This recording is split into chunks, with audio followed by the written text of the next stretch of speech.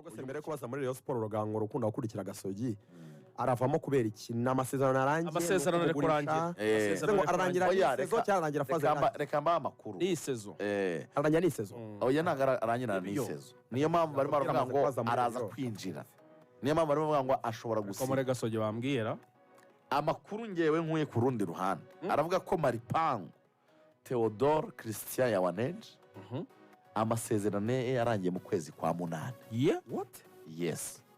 Akaba atari bwicare ngo yongere amasezerano mu ikipe ya Gasogi. Ukiya kina Gasogi byari kiraka? Byari kiraka. Birashoboka ko amasezerano yarangiye. Amasezerano akarangira akomeza ugakina mutarumvikana muri negotiation. Abakunzi ba Rayon Sport umuzi ko ari benshi ayo makuru barayakandagiye barayamenya. Ubwo rero Gasogi nta n'urutoboye izabona. Nta rutoboye nta mafaranga yabona. Urumva Yawanenje murabizi ko Gasogi yari yagurishije Yawanenje ni Dubai. Ni Dubai yari agezeyo ubuzima ntibwagenda neza. Gasogi iramugarura akomeza gukina ku masezerano yari afite mbere. Ayo masezerano rero ngo yarangiye mu kwezi kwa munani.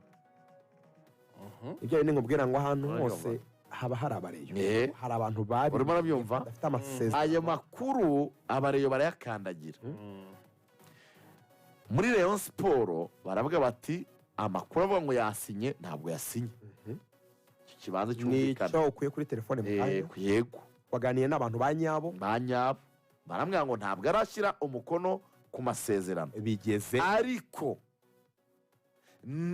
ngo mu ijambo rivuga ngo hari igishobora kuba cyaba baramutekereza mbere na mbere ko ari umukino bakeneye. Dore rero yewe ayanjye ndani barabyumva bakavuga rero ko yasohora amasezerano mu kwezi kwa munani ngo nimutungurwe nyine haramutse yagize ikiba kuva ko yaba yinjiye muri Rayon Sport.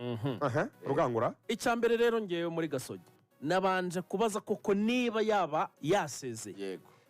Mbaza umuntu ukurikirana ibi by'ikipe ya Gasogi hafi unayibamo witwa Kabera Fils. Kabera Fils ni byose ni manager wa Gasogi. Yego. Team manager. Namoje nti aya makuru koko ariho avugwa ko Maripangu yitwa Christian Theodore Maripangu Yawanenje afite amazina ne Munya Republika Central avuka Ibangi afite imyaka avutse 13 z'ukwa gatanu 2002 afite imyaka 22 mwana muto cyane ni muto cyane metero na 66 ntabwo ari muremure yego ni mugufi urumva ni Messi arambwira ati nibyo yasezeye muri groupe ya WhatsApp y'abakinnyi ba Gasogi n'abayobozi n'ibiki byose bivuze ngo nta yindi match azabakinira yasezera afite amasezerano aho kubyumva oya ntabwo bishoboka abasezera nta n'ubwo gutegereza ngo faza rirangire. Fils Kabera arambwira ati byarangiye ati yasezeye ati nibyo nyine yarabishimangira urumva ubwo ibyo ni ibya Gasogi muri groupe WhatsApp niba yasezeye groupe WhatsApp byarangiye nta match azongera byarangiye ngo yakupye communication na Gasogi bisobanuye. Hanyuma rero undi mureyo w'indani ahitamo noneho detaye za kontra niho abareba bera babi cyane. Mureyo uri ku makuru wizeye yaryamyeho aramanuka muri kontra agomba gusinya 2 imyaka 2 muri Reyo arasinya